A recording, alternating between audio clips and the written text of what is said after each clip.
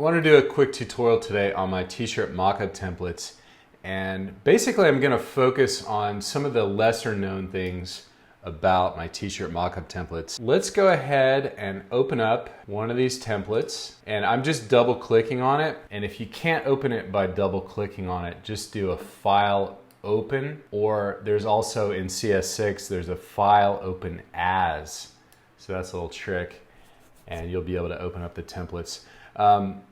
One thing I see people doing sometimes is they really crop in on the shirt. So I would suggest, if you're going to show your shirts on, say, Instagram or something, give them a little more breathing room. So you can go image, canvas size, and then increase your canvas size. Let's say like 2600 pixels by 2900.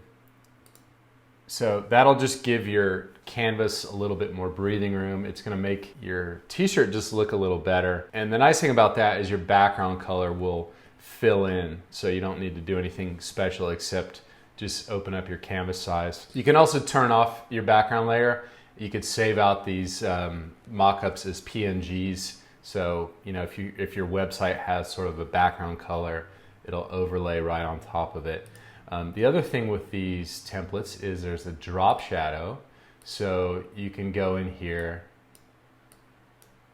and double click on your drop shadow effect, and you can darken it up like that, so you can really edit your drop shadow. I like to keep it pretty subtle just because it starts to look like sort of a product, like a miniature t-shirt or something if you overdo the drop shadow. I don't know if that makes any sense.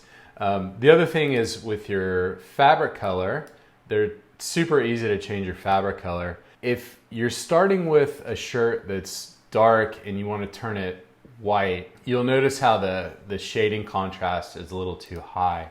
So what you're going to want to do here is go into your fabric shading contrast, double click on that, and just pull out some of that dark shadow effect.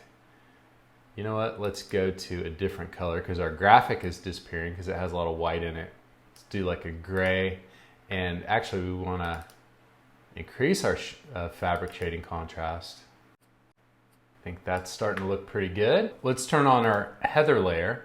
So you'll notice now there's kind of a heather texture to it. So it looks like a poly cotton t-shirt, and you can change the opacity of that heather. The other thing I want to do is let's change our background color to something, sometimes it helps to pull in a color from your t-shirt graphic. If you match it up with this blue, that'll look really nice.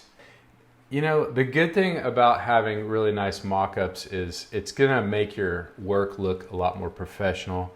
You can check your ink colors, your placement, your ink colors against your fabric colors. You can do all that before you go to print. It's also a good way to have a really consistent look on your website.